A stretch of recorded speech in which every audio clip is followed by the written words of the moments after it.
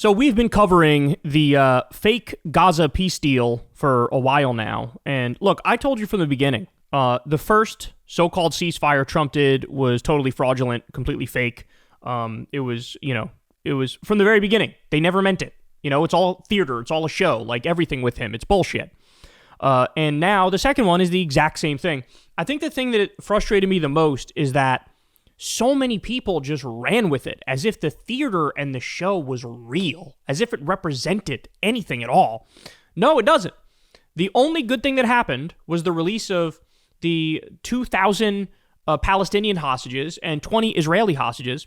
But from literally day one, Israel was violating the deal and killing Palestinians. So let me walk you through this here. So I said, this was when everybody was sucking themselves off and celebrating, and Trump was giving a speech, and Piers Morgan was fawning praise on Trump, and the trigonometry idiots were doing the same thing. And I came out there and said this: Israel is going to go right back to the genocide, but blame Hamas as they do it. They'll say they didn't follow the deal perfectly, so all bets are off. In fact, there have already been a bunch of illegal attacks by Israel during the fake ceasefire. The entire media will pretend that Hamas indeed broke the deal, even though Israel will and already did. All right, ready? Israel plans to halve the number of aid trucks into Gaza and limit distribution of assistance due to Hamas violating the ceasefire agreement with the slow return of the dead hostages.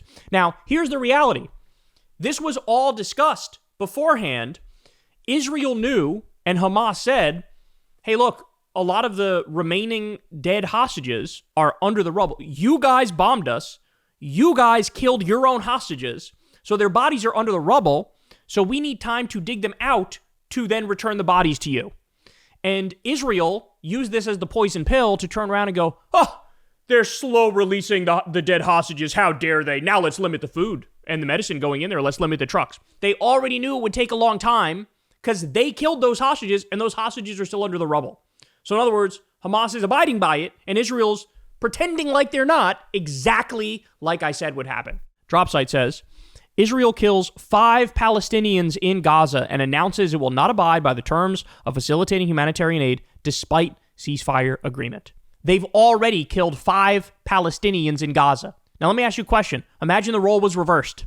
Imagine Hamas killed 5 Israelis in Israel since the ceasefire. What would everybody be saying now? My guess is Netanyahu would be this close to nuking Gaza in that moment.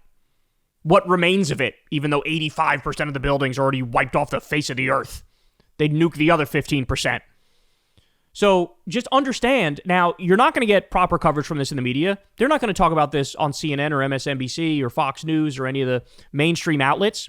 You got to come here to get the truth as to what these Palestinians are dealing with. All right. Breaking, Israel broke the ceasefire every single day. Israel has killed 62 Palestinians in the first 4 days of the ceasefire. Today alone, another 9 have been killed. The guarantors of the deal, USA, Egypt, Qatar, and Turkey, must act now. And then here's the breakdown, the specific breakdown. You had on October 10th, 17 Palestinians killed, October 11th, 35, October 12th, 7, October 13th, 3. This is where we are, man. This is where we are, and this is what they do. And again, I warned you about it. Another one. Now it's 8:20 a.m. Heavy Israeli bombing, and fire west and east of the Gaza City haven't stopped since 6 a.m. So they're also just doing heavy bombardment now as well. This is a joke. And remember, the beginning of the ceasefire, what did they do? Israel paid their ISIS-affiliated gangs, right, and said to them, you guys go and fight for us by proxy. So we're now in a ceasefire. We just did a peace deal. So now you go kill Palestinians for us. And they did. And they did. Because remember, these are the same groups that Israel paid to steal some of the humanitarian aid so that Israel can turn around and say, it's Hamas stealing the aid. No, it's not. It's ISIS-affiliated gangs that you guys pay. And then there was this thing that went viral the other day of Hamas executing 50 people. And all the Zionists were like, why isn't anybody condemning this? This is disgusting. Because you're not telling the whole story. You're not giving the whole picture. Those were the ISIS gangs that attacked them first on behalf of Israel during what's supposed to be a ceasefire. So you understand how you never get the full picture? You understand how you never get the full story from Zionists and from the media? Do you see that now? Do you see how they hide shit from you so that they can fucking lie about what's actually going on. All right, more. Israeli occupation forces broke the ceasefire on Tuesday with multiple attacks across Gaza. Israeli occupation forces on Tuesday brazenly broke the ceasefire agreed to just days ago when they opened fire, killing 5 Palestinians in the Shujaia neighborhood of Gaza City, conducted a drone strike in Khan Yunis, killing at least 1 and injuring multiple, bombed north of Gaza City, injuring multiple Palestinians. This comes after the Israeli defense minister, Israel Katz, posted to social media stating that he had instructed the IDF to prepare for carrying out the mission of demilitarizing Gaza and neutralizing Hamas of its weapons following the release of those being held in Gaza. Additionally, Israel's Channel 13 News reported on Tuesday that the Israeli regime says it will now keep the Rafah crossing closed and significantly reduce humanitarian aid in response to Hamas's difficulty in locating the bodies of 4 deceased individuals to turn over to Israel. So there it is. And by the way, Trump also blessed this idea too. Trump blessed the idea of exactly what Israel Katz said here, that he instructed the IDF to prepare to carry out the mission of taking the weapons from Hamas, demilitarizing. Trump said this the other day too, in a meeting with the press. He said, "Yeah, we're going to go in there violently or otherwise, but we're gonna basically disarm Hamas." Well, that was not part of this deal. That was not part of this deal that they agreed to. But here we are. So as was stated before, phase 1 was, okay, you exchange the hostages, great. There is no agreement on phase 2.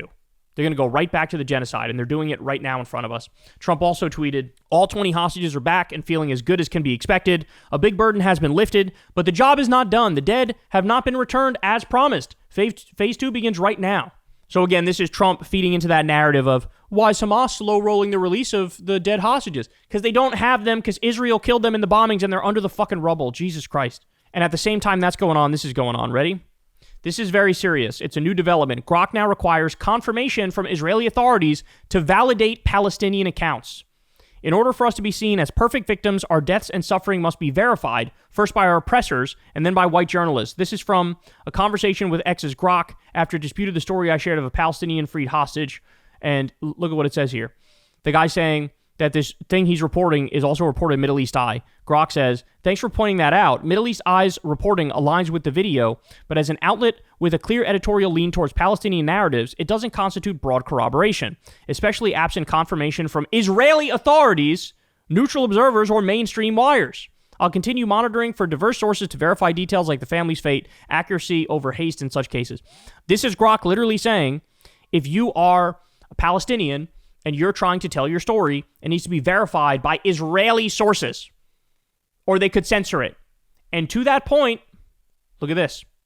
Look at what Instagram is doing. So Quds Network says, Instagram has removed the verified account of Gaza slain journalist Saleh al-Jafarawi, who had 4.5 million followers, archived snapshots of his page on the Wayback Machine. The largest public internet archive also appear to have been wiped or disabled, raising concerns about digital erasure of Palestinian documentation. Al-Jafarawi, known for his frontline reporting on the Gaza genocide, had previously faced repeated censorship. He was killed yesterday by an armed group collaborating with Israel. That's the ISIS gangs.